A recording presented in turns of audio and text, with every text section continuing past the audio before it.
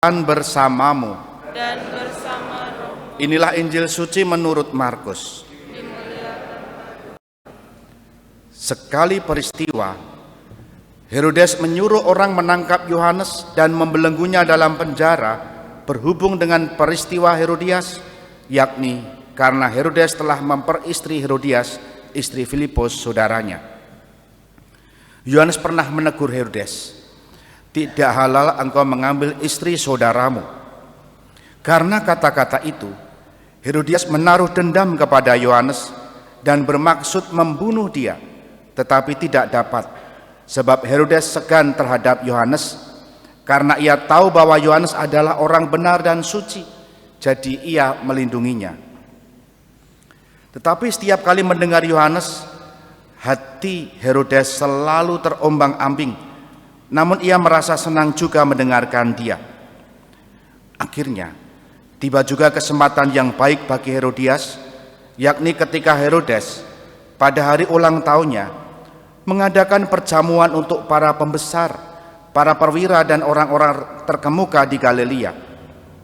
Pada waktu itu putri Herodias tampil lalu menari, dan ia menyukakan hati Herodes serta tamu-tamunya. Maka Raja Herodes berkata kepada gadis itu, "Mintalah daripadaku apa saja yang kau ingini, maka akan kuberikan kepadamu." Lalu Herodes bersumpah kepadanya, "Apa saja yang kau minta akan kuberikan kepadamu, sekalipun setengah dari kerajaanku." Anak itu pergi dan menanyakan kepada ibunya, "Apa yang harus kuminta?" Jawab ibunya, "Kepala Yohanes Pembaptis." Maka cepat-cepat ia pergi kepada raja dan meminta, "Aku mau supaya sekarang ini juga engkau memberikan kepadaku kepala Yohanes Pembaptis dalam sebuah talam." Maka sangat sedihlah hati raja, tetapi karena sumpahnya dan karena tamu-tamunya, ia tidak mau menolaknya. Raja segera menyuruh orang dan memenggal kepala Yohanes di penjara.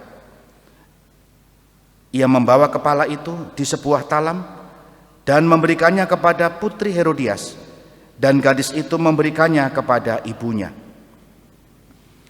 Ketika murid-murid Yohanes mendengar hal itu, mereka datang dan mengambil jenazahnya lalu membaringkannya dalam kubur. Demikianlah sabda Tuhan. Saudari-saudara yang dikasihi Tuhan, selamat pagi berkah dalam.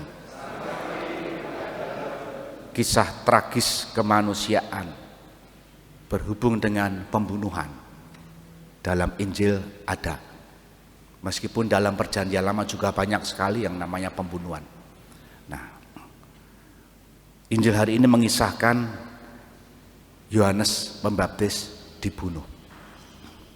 Kita tidak tahu apakah ada saksinya, ada CCTV-nya, macam-macam hal, lalu harus mengadu ke LPSK dan seterusnya, saya kurang tahu persis.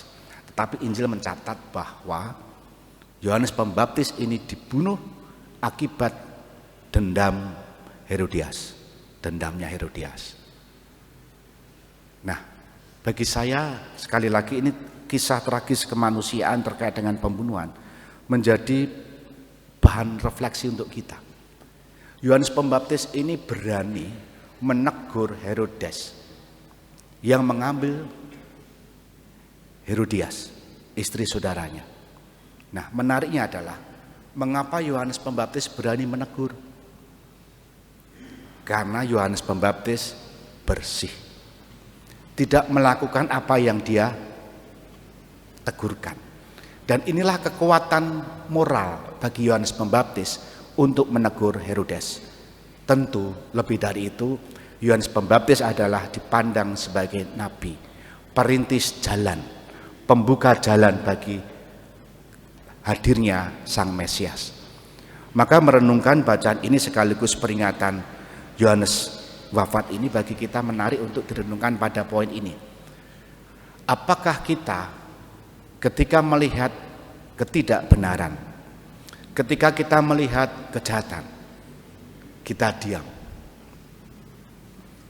Diam kita itu karena kita melakukan hal yang sama, Atau kita tidak berani menegur karena yang kita tegur atau yang mau ditegur adalah mereka yang punya posisi atau jabatan yang lebih daripada kita. Hari ini kita diingatkan, kekuatan moral adalah modal untuk menegur bagi mereka yang salah. Maka mari kita terus-menerus memperbaiki hidup kita, membetulkan diri kita, agar pada waktunya ketika nanti kita menjumpai tindakan perbuatan yang tidak baik, kita memiliki kekuatan moral untuk menegurnya. Menegur itu menjadi cara untuk menyelamatkan jiwa saudari-saudara kita yang sedang melakukan kejahatan. Semoga kematian Yohanes Pembaptis ini mengingatkan kita agar kita memiliki keberanian untuk menunjukkan yang salah. Tentu saja kita membetulkan diri kita, menguatkan keberanian moral kita untuk mewartakan kenabian kita. Kita hening sejenak.